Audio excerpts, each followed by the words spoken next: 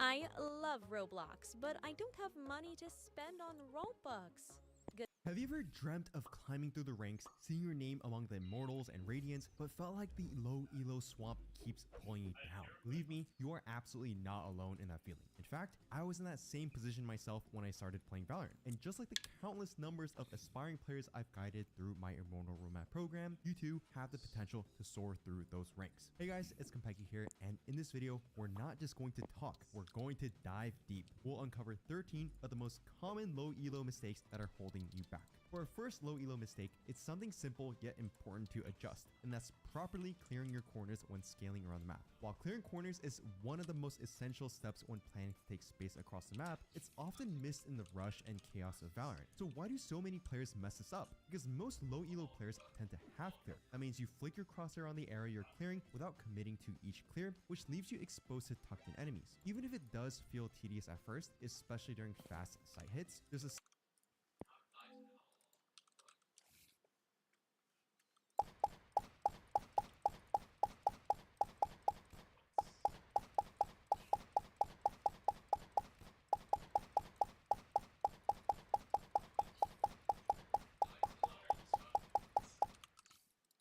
simple solution. When you're executing into any new space where you aren't sure exactly where the enemy is, imagine an enemy behind your crosshair every time you clear that area of the map. For example, if you're taking elbow control on Sunset as an attacker, many defenders like to hide in corners or off angles to catch you by surprise. So if you or your teammates haven't cleared each corner, peek with the confidence that someone could be hiding there. And even if someone isn't in these areas, it gives you the confidence to continue peeking into the site and eliminate the possible areas defenders could be. You should do this the majority of the time, unless your teammates or some sort of utility have certainly cleared the angles you would be worried about when scaling. And if you aren't sure if they properly cleared those angles, take a quick glance at the radar to see exactly what everyone is clearing when you're scaling. And if you want to reach Agent Mastery to compete at the highest level, like our student TMS, who recently hit Radiant, and Zay, who hit 900 RR Radiant in EU, then look no further than the Immortal Roadmap program.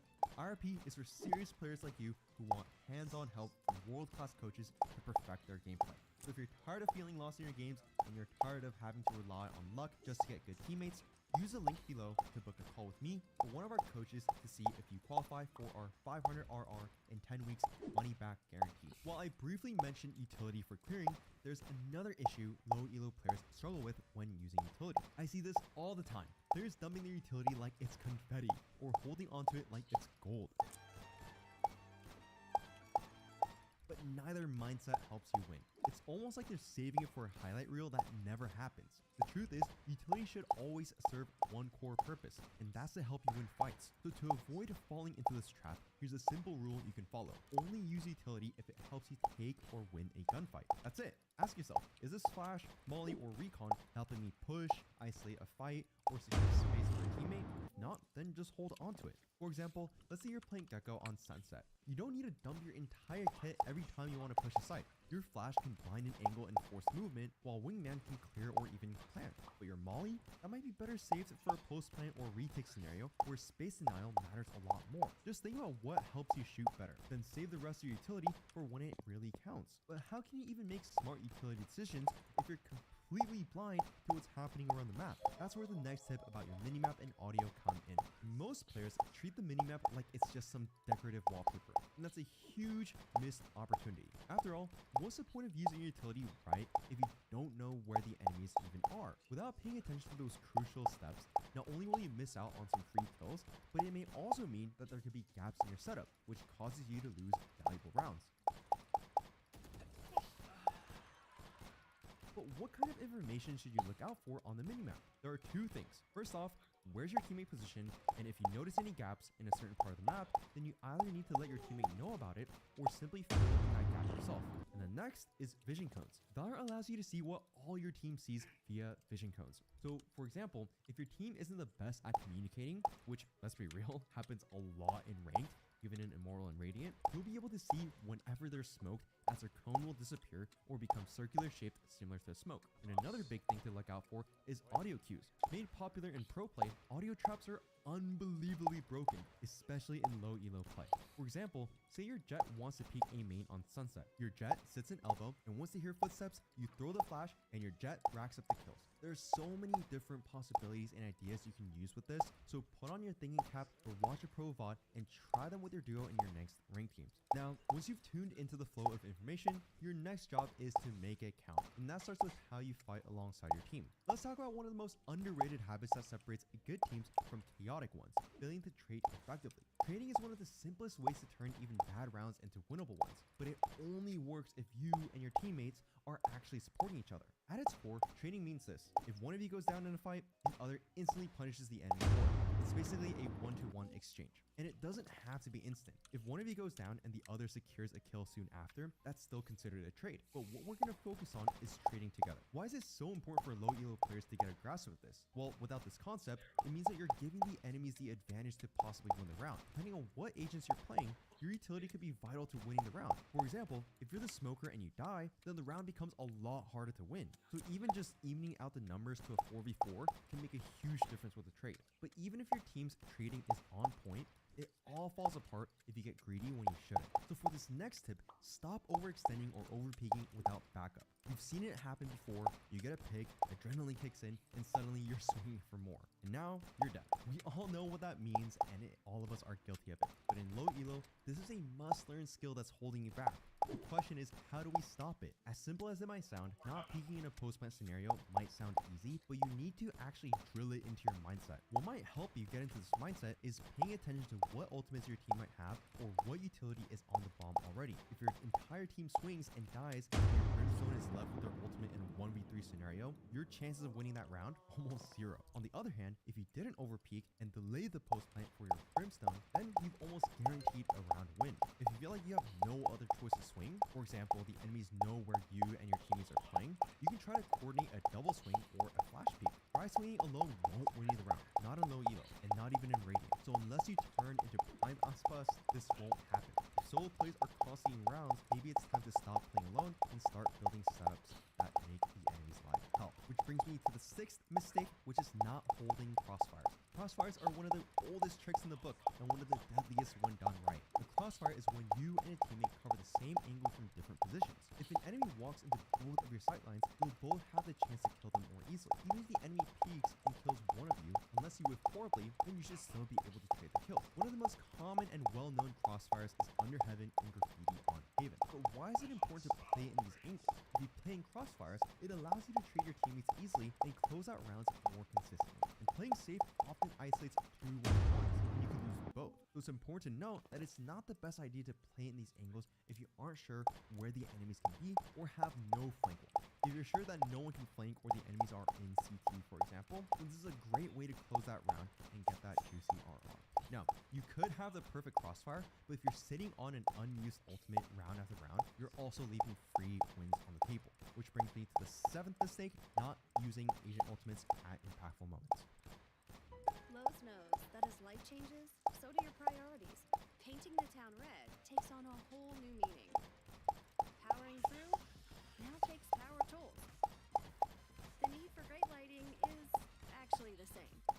With the weeknight dance floors, they look a bit different. And with the quality and affordable Lowe's brands, we'll help make sure you don't have to compromise to keep living it up the way you want to. Get more from our brands for less, only at Lowe's. We help you save.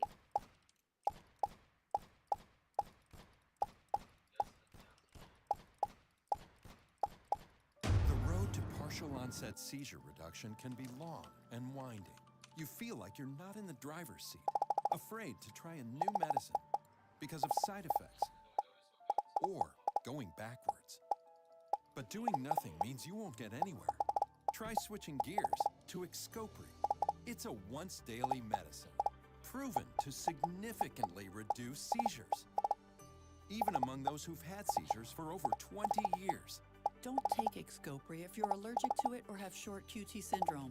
Serious life-threatening allergic reactions or rash can occur, which may affect the liver, other organs, body parts, or blood cells. As can problems with the heart, suicidal thoughts or actions, dizziness, sleepiness, headache, vision problems, slow motor skills, and thinking. Talk to your doctor before you stop Xcopri, drink alcohol, drive, operate machinery, do dangerous activities, or take medicines. Ask your doctor about Xcopri.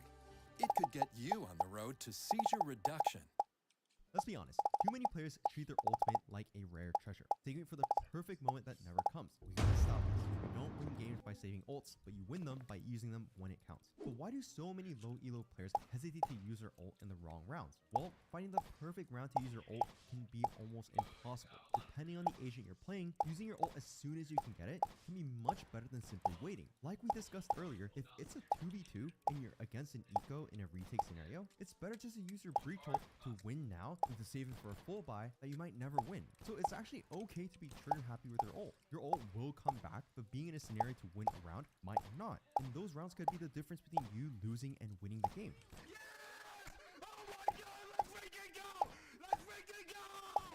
So once you start converting rounds with your ults, the next layer of mastery is controlling tempo. And that's where most players fall flat in low elo. The eighth mistake is not changing the pace enough. No matter how good your aim is, if your rhythm stays the same, enemies will start dancing around it. If you don't change up your pace, it makes you predictable. When you change the pace of the round, following a few very slow and defaulty rounds, the enemies will have become accustomed to possibly rotating. By showing yourself early on in the round, you'll be able to catch the enemies off guard and find gaps in their setups to exploit. But using strats such as faking and contact plays are extremely underrated in low elo, as many players expect you to simply rush fast or play around the map. Over-rotating is an issue that even Immortal 3 and Radiant players suffer with. So if you feel like you might have an opportunity to change the pace or catch the enemies off guard with a fake, then give it a go. I've won so many rounds by simply changing up the pace, and so can you. Now, if you've ever felt like your performance is a coin toss, for example, you're cracked one game, then lose the next, this next ninth mistake is probably why. You don't need to play every agent to rank up. You just need to be comfortable on one. Comfort wins games. Just look at Exter. This guy climbed to high Radiant, playing a tight pool, and mastered everything about Yoru. That consistency is what helps you climb, not switching from Jet to Sage to KO every other match. But once you figure out the role you enjoy and are most comfortable on, finding an agent within that role is very easy. Once you find the agent you prefer, consistency and wins will come naturally as a result. For example, if you're playing Jet one game and a Sentinel the next, you're switching between two completely opposite playstyles. And this forces your brain to adjust every single game. And this leads to shaky starts and a messy mindset. But none of that matters if your mental is also a mess. So let's talk about how tilt silently ruins your climb. Here's something that most players overlook. Your biggest enemy isn't the opposing team or your teammates that are throwing. It's tilt. And trust me, no aim routine or strat can fix that if your mental's already fried.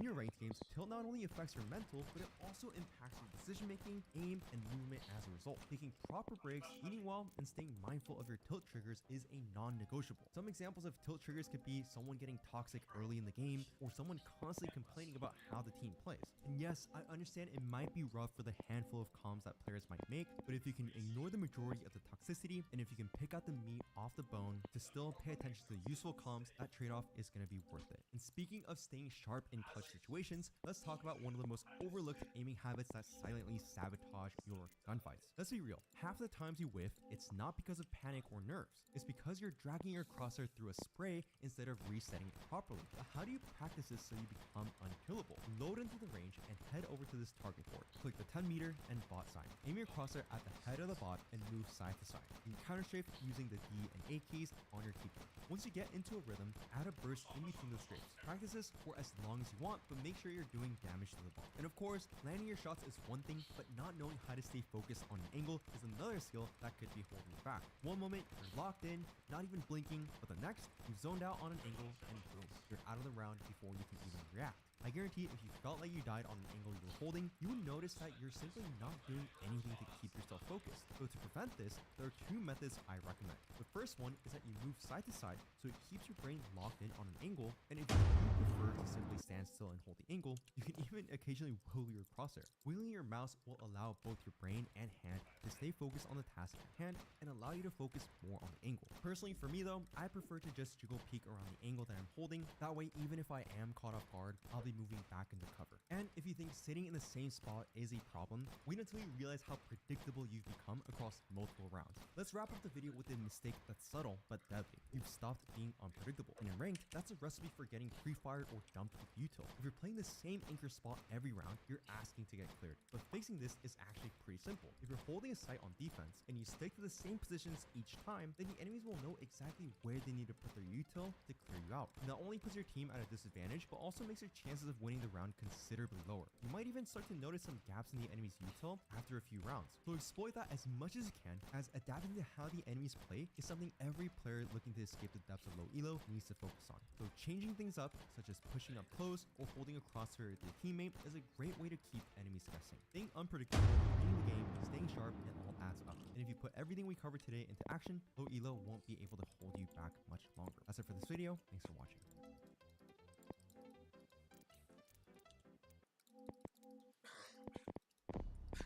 Something feels different. I don't know what's happening.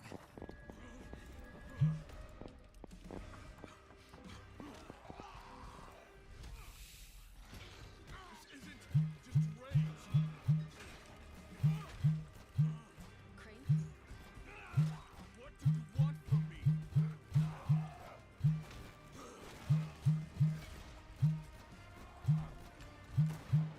I will kill every fucking one of them if I have to.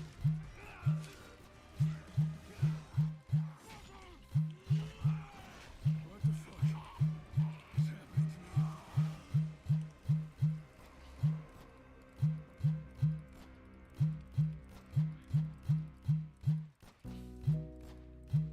I've walked you through all the evidence. He didn't forget. He gambled and he lost. Co-pilot, now act as a judge and critique my closing argument. Maya, your argument lays out a narrative of deliberate deceit, but I'd caution against using emotionally charged language without concrete evidence. Facts will make a stronger impact on the jury. Good point. Let's run it again. Be ruthless this time. Dial back on the repetition. Ready?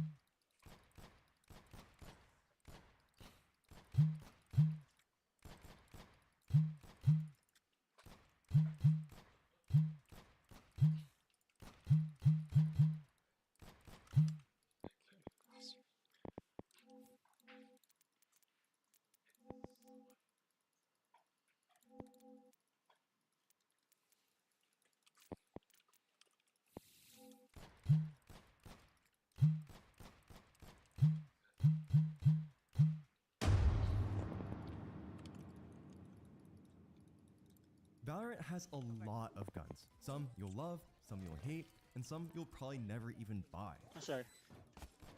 But here's the truth, every gun in the game can be deadly if you actually know how to use them. So in this video, I'm breaking down one specific tip for every gun in Valorant, starting with the classic all the way to the Odin. And I'm not gonna give you just generic advice, these tips will actually make a difference in your games. So let's jump in, starting with a gun everyone has, but not everyone uses well, the classic. This free gun has low fire rate, bad accuracy, and the right click only works within hugging distance. These factors create one of the worst weapons for straight up engagements, but there is one saving grace, movement. When right clicking with this weapon, you can jiggle peek, jump peek, and even bunny hop around. So when you're left clicking, you can even swing super wide or crouch peek super fast. The secret to winning unwinnable fights with the classic is to abuse the mobility of this weapon. Make yourself hard to hit, and you might find yourself converting some ridiculous situations. Moving on to our first shotgun, the Shorty. The Shorty is so cheap, you should honestly be buying it even on gun rounds. As a secondary, it's perfect for catching people off guard, whether you're hiding in a smoke, tucked in a corner, or holding a tight angle. For example, you're in a 1v1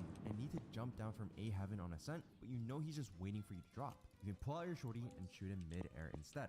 Is your opponent on 1 HP and you want to secure the kill? Just pull out your shorty and jump at him. Once you understand how many fights you can easily convert by having this gun in your back pocket, you're gonna wish you had it every round. Also, if you're using the operator, this gun is almost a must-have. After you shoot, the enemies will eagerly try to close the distance on you, making it an easy kill for you with a shorty. And knowing the right guns to buy and how to use them properly is a huge part of climbing in Valorant. But mastering weapon choices and game sense isn't easy by yourself. Even if you're grinding aim training and watching videos, without proper guidance, it's easy to get stuck. And that's where we come in. My team of a dozen Radiant and VCT coaches have helped thousands of players fix exactly what's holding them back, from weapon mastery all the way to positioning and decision making. Do you need a free and easy way to capture your gameplay?